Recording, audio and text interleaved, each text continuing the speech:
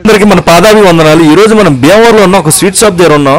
ఈ sweet shop లో నేను నా లైఫ్ లో జీవితంలో చూడలేదు. బుర్రపాడు బాబు పిచ్చెక్కి గేర్లు ఎత్తిపోతుంది.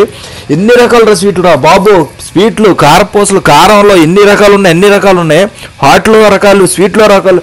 సమోసా, స్వీట్ సమోసా, నేను పాకం సమోసా ఇప్పటివరకు చూడలేదు. కాజాలు అంటే చిన్న మడత కాజాలు, చిన్న కాజాలు, చాలా చిన్నవి. నాకు చిన్నవి ఇష్టం బాగా.